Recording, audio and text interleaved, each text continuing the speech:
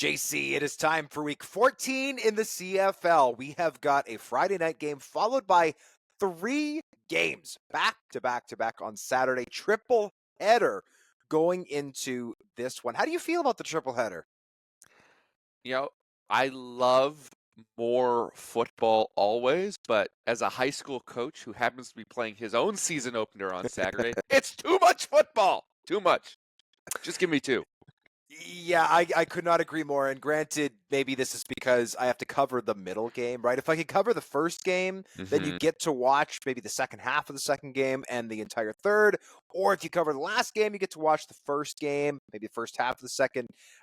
So I don't look forward to this day, admittedly. But I'm sure many fans across the country are very much looking forward to having a phenomenal butt impression in their couch and or lazy boy by the end of the day, sitting and watching for 9 hours straight on Saturday, and then probably doing something similar on Sunday, the opening day of the NFL, the next one. But for now, we'll get into our picks for week 14, all 4 CFL games, starting with the Montreal Alouettes are 3.5-point favorites over the BC Lions for Friday night's game in the Belle Province.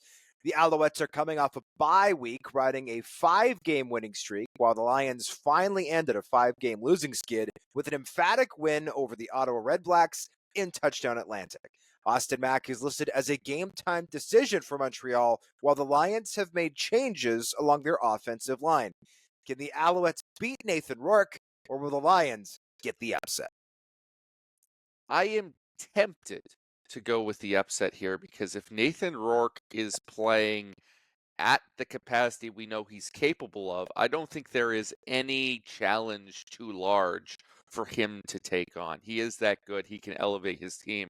The way he played in that first half of the Touchdown Pacific game was absolutely spectacular. If he can replicate that, the Lions have a chance.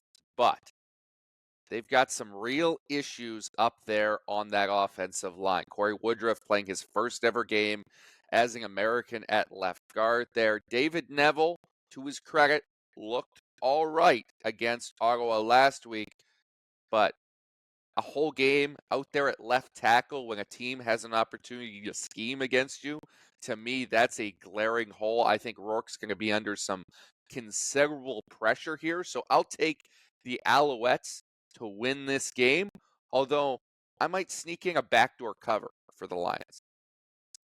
I am with you, JC. I am taking the Alouettes to win. However, I am taking the Lions to cover at 3.5. If this line goes down, even to an even 3, I'd be tempted to take the Alouettes. But if you're getting more than a field goal, I do like the Lions to cover. And I agree with you. The left side of BC's offensive line does terrify me if I'm Nathan Rourke. That being said, I don't think that the Alouettes are a team that tends to get a lot of pressure with 4. They have sent a lot of extra heat this year to get that Tyrese Beverette. Jeffrey Canton-Arcou, the rookie first-round pick out of Memphis, has been sensational in that regard as the extra rusher for the Alouettes. I like the Lions' changes they've made on defense. TJ Lee going to strong side linebacker, I think, has helped them. I also love, obviously, the addition of Matthew Betts going back to his hometown here, fresh off his release from the Detroit Lions of the NFL. So with that, I think the Lions can compete here, but I am going to take the Alouettes to win. They're still the class of the league.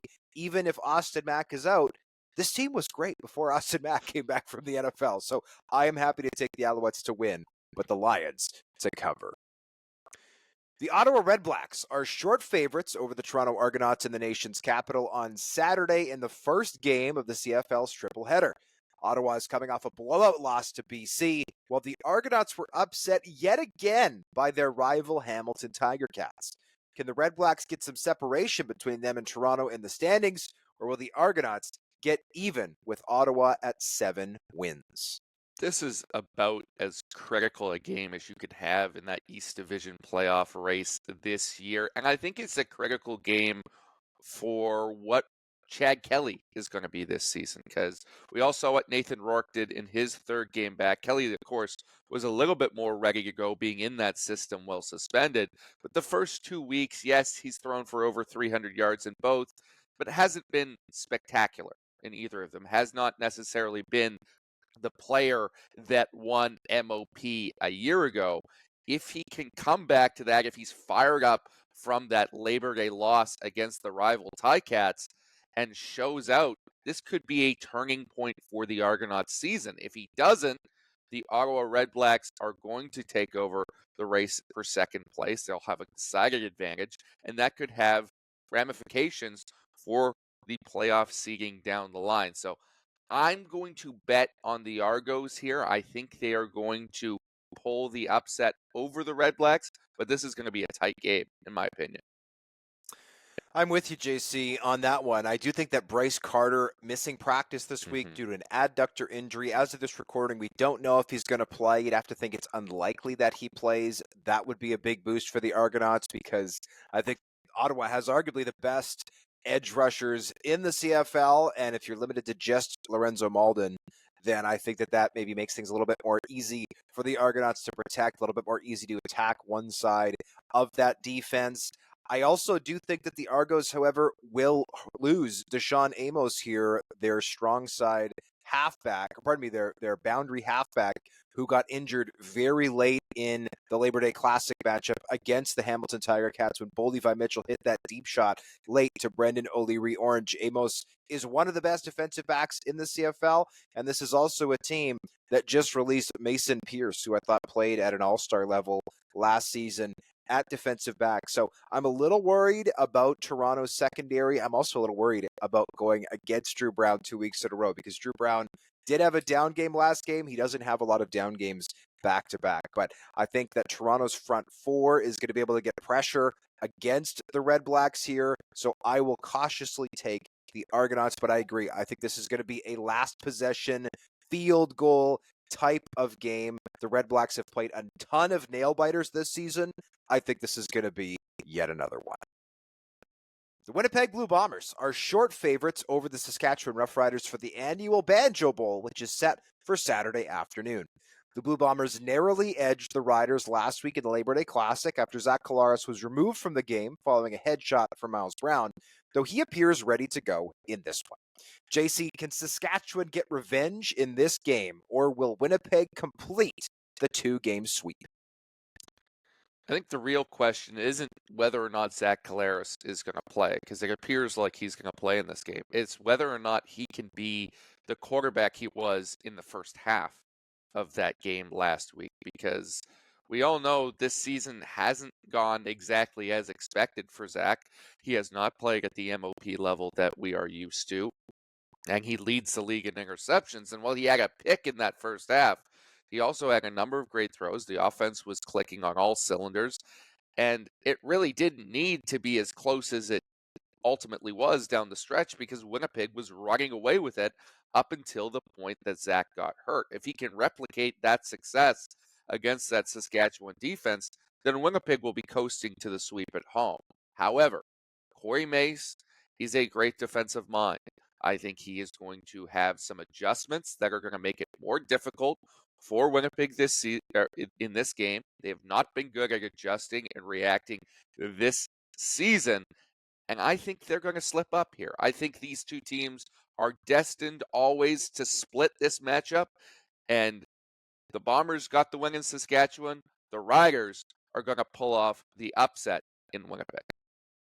Your answer makes it very obvious, JC, that you've never attended a Banjo Bowl because this game is the hardest place to win. I think the environment, I was at the Labor Day Classic last week. It was a sensational environment. The Riders had standing room only tickets, almost 34,000 people in the building. It was loud. It was raucous. It was wild.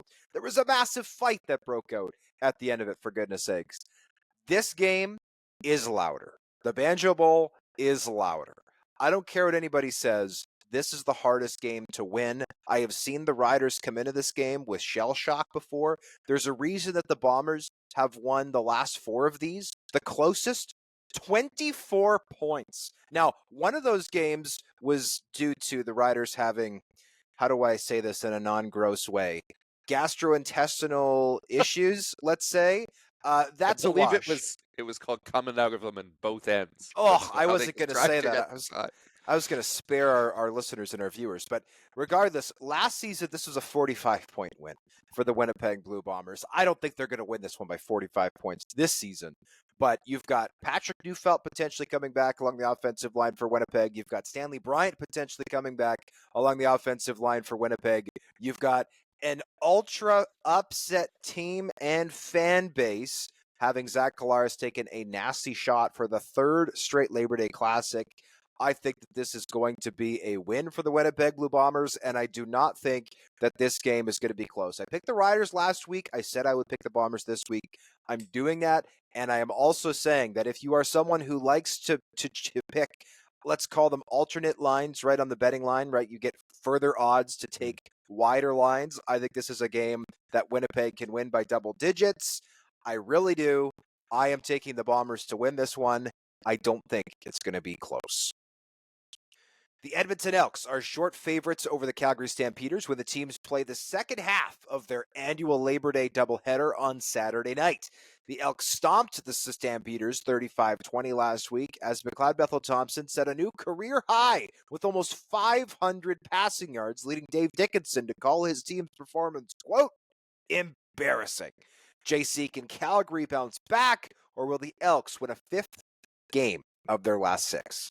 Well, before I say my selection, I need to admit fault for last week because I said the Elks were going to win if they played Trey Ford, and if they played McLeod Bethel-Thompson, they were going to lose. Clearly, I was dead wrong as you could possibly be in your selection. So I want to give kudos to McLeod Bethel-Thompson for what may have been the best quarterbacking performance of the year, the way he played in that game. Truly sensational. And I think he gets it done again. I just don't think the Stampeders are a team that has the mustard to fight back against adversity. I think they tend to roll over. I don't think their roster is well constructed. I don't trust Jake Maier as a quarterback to come and perform consistently. I think the Elks are surging. They have the confidence. They have the belief in themselves right now, and that's something the Stampeders have not had all season long, and they still don't have. Take the Elks by a bunch. I'm with you, JC. The Calgary Stampeders coming off an 18-game break, right? Coming off a bye into the Labor Day Classic, their most important regular season game of the year, the biggest crowd they've had at McMahon Stadium all season. We're awful, right? We're awful. And you have to give credit to the Elks, right? Takes two teams to tango, as they say. But I thought that the Stampeders looked flat. They were making mental errors. Jake Maier had maybe his worst performance as a CFL quarterback. I don't know what the opposite of finding holes is in a defense, but that's exactly what he did. Double coverage, he found it. It was a terrible performance. Now, I don't want to completely write Jake Maier off. I think there's a chance that he bounces back here.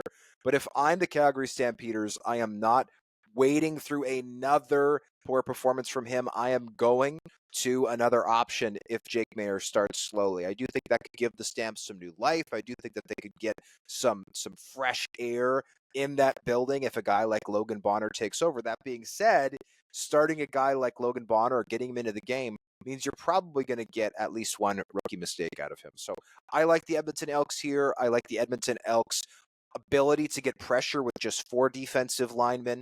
I love the physicality from their linebackers, their receiving core. I love their offensive line, grounding and pounding things along the line of scrimmage. I'm happy to take the Elks here. The Elks, by the way, JC, we talked about it on our full podcast earlier this week with Justin Dunk, could be a potential playoff team.